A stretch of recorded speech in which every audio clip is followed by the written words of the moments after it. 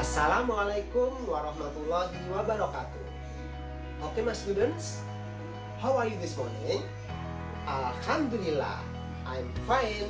Allahu Akbar. Alhamdulillah, thanks to Allah, because we can meet our teachers and our friends even though online. Salawat dan salam to Nabi Muhammad SAW. May we be safe on the day of judgment.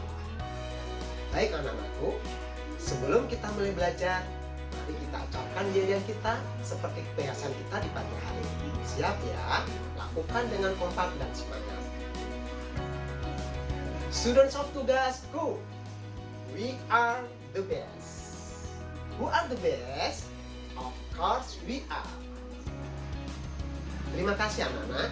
Baiklah, untuk hari ini kita belajar IPS dari buku tema 8 subtema 2, yaitu tentang kegiatan ekonomi dan industri. Simak baik-baik ya. Kegiatan ekonomi. Kegiatan ekonomi ada 3 macam, yaitu 1 produksi, yang kedua distribusi, yang ketiga konsumsi. Nah, sedangkan pelaku kegiatan ekonomi, produksi adalah produsen, distribusi distributor, sedangkan konsumsi konsumen. Nah, Bapak akan berikan contoh-contohnya, misalnya di bidang pertanian. Nah, produsen adalah petaninya, dia menghasilkan padi. Sedangkan distributor sebagai penyalurnya, dia menjual berasnya. Hasil dari padi menjadi beras dijual oleh toko atau grosir, itu adalah distributor. Sedangkan konsumen adalah dia pemakai atau yang menggunakan atau yang memakan. Nah, seperti contohnya di sini ada orang jajan makan nasi yang terbuat dari beras. Nah, kita akan fokus di kegiatan produksi dulu di sini. Adalah kegiatan yang menghasilkan barang. Nah, kira-kira tempat apa ya yang menghasilkan barang itu adalah misalnya pabrik atau industri. Contohnya adalah seperti ada di gambar tersebut. Industri sendiri artinya apa?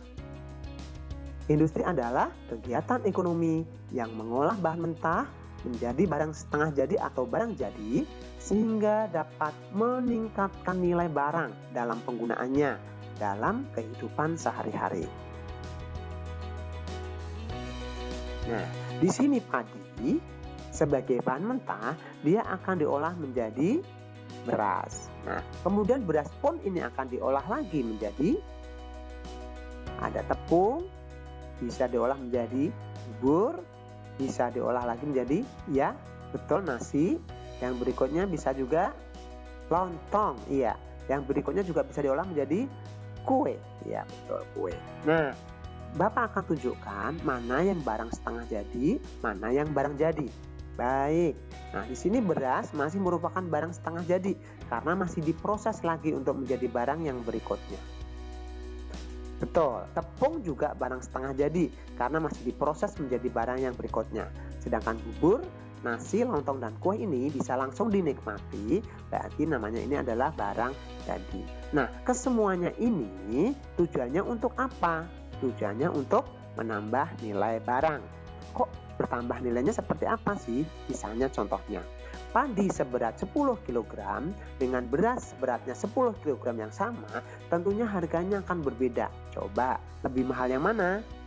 Betul sekali, lebih mahal berasnya. Nah, jadi anak-anak, karena lebih mahal berarti ada nilai tambahnya.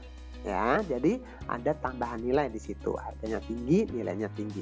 Begitu pula ketika beras diolah menjadi tepung, bubur, nasi, lontong, kue, ini nilainya juga akan bertambah. Harganya akan lebih tinggi daripada harga beras tersebut. Kita sekarang akan bahas jenis-jenis industri. Jenis-jenis industri ada berapa? Nah, berdasarkan jumlah tenaga kerjanya, industri dibagi menjadi 4 jenis, yaitu ada industri rumah tangga, ada industri kecil, industri menengah, dan industri besar. Kita bahas satu persatu. Industri rumah tangga adalah industri yang jumlah karyawan atau tenaga kerjanya berjumlah antara 1 sampai dengan 4 orang. Industri kecil adalah industri yang jumlah karyawan atau tenaga kerjanya antara 5 sampai 19 orang. Untuk industri menengah adalah industri yang jumlah karyawan atau tenaga kerjanya antara 20 sampai 99 orang. Dan yang terakhir, industri besar adalah industri yang jumlah karyawan atau tenaga kerjanya antara 100 orang atau lebih. Nah, sekarang akan Pak Anto tunjukkan gambar-gambarnya. Nah, contohnya adalah pertama, industri rumah tangga yang terdiri dari 1 sampai 4 orang. Contohnya adalah, nah seperti ini. Nah, kegiatan industri yang dilakukan dalam rumah tangga, satu rumah, di situ terlihat ada ibu, ada ayah, ada anak yang sedang membuat kue yang akan dijual. Ini ada termasuk industri rumah tangga. Bisa ditambah juga sih ada asisten rumah tangga yang ada di situ. Yang berikutnya adalah industri kecil yang terdiri dari 5 sampai 19 orang. Nah, sama seperti yang tadi industri rumah tangga, sama membuat kuenya, tapi di situ sudah terlibat lebih daripada 4 orang. Yang mungkin memasukkan saudaranya atau mungkin tetangga sekitarnya. Yang ketiga adalah industri menengah, terdiri dari 20 sampai 99 orang. Misalnya contohnya pabrik konveksi, di mana pabrik konveksi ini yaitu membuat pakaian jadi. Yang berikutnya industri besar yang terdiri dari 100 orang atau lebih. Nah, ini contohnya. Bahkan dia bisa melebihi 100 orang, bisa sampai ribuan tenaga kerjanya. Nah, Bapak akan bedakan di sini antara perusahaan besar misalnya sama jenisnya, yaitu antara garment dengan konveksi yang sama-sama membuat pakaian jadi, tapi kalau garment sudah termasuk industri besar, sedangkan konveksi masih industri menengah. Anak-anak, dari kegiatan industri itu mempunyai dampak atau akibat. Dampak yang pertama adalah dampak yang positif, yaitu dampak yang menguntungkan. Yang kedua adalah dampak yang negatif, dampak yang tidak menguntungkan. Mari kita bahas satu persatu. Pertama adalah memperluas lapangan pekerjaan. Oke, dengan adanya pabrik di situ, otomatis orang-orang yang di sekitarnya bisa bekerja di pabrik itu. Ya, makanya yang tadinya cuma main-main, nganggur, akhirnya dengan adanya pabrik dia bisa bekerja di tempat pabrik itu. Yang kedua, menambah pendapatan penduduk. Dengan adanya tadi bekerja di pabrik itu, otomatis dia akan mendapat gaji atau upah, pendapatannya bertambah. Yang ketiga, menghasilkan aneka barang yang dibutuhkan masyarakat. Dengan adanya industri bisa tercukupi adanya mungkin di situ ada kecap, ada minyak goreng, blue band, kemasan beras dan sebagainya bisa tercukupi. Bertambahnya devisa atau pendapatan negara karena adanya ekspor barang. Karena terutama industri-industri besar dia akan menghasilkan barang-barang yang banyak. Nah, barang yang banyak ini tentunya ada yang dijual ke luar negeri atau diekspor. Dengan diekspor ke luar negeri, otomatis kita dapat mata uang asing, yaitu ada dolar, ada yen, ada euro, dan lain-lainnya. Yang kelima adalah mengurangi ketergantungan akan barang luar negeri atau impor.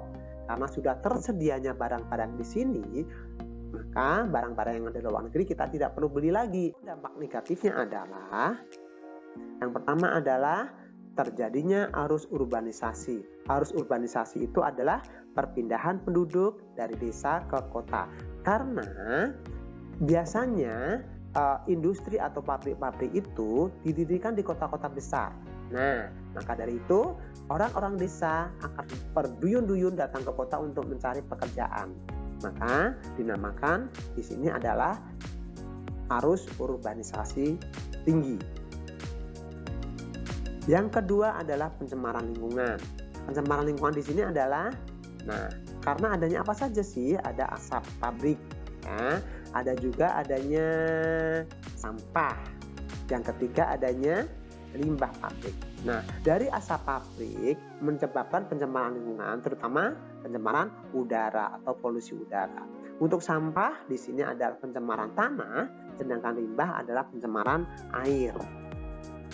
Yang ketiga adalah lahan pertanian semakin berkurang. Yang tadinya lahan pertanian luas, karena dikurangi, dibangun untuk didirikan pabrik, maka lahannya berkurang.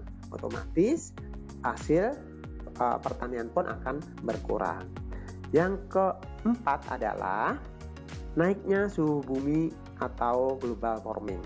Kita sudah tahu dengan adanya karbon monoksida akan menyebabkan naiknya suhu bumi atau global warming.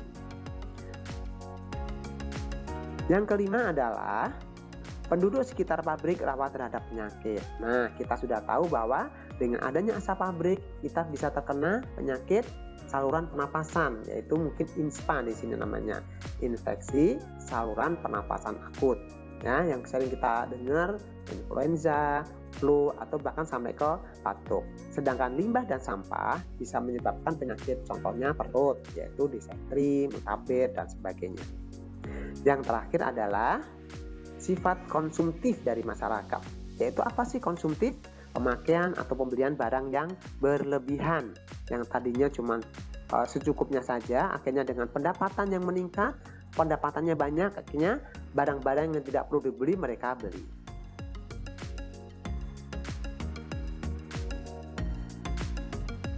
Okay, my students, today we have studied IPS about kegiatan ekonomi and industri. After that, you must do exercise that I have prepared in Google Classroom. Do your best. I believe you can do it. Wassalamualaikum warahmatullahi wabarakatuh.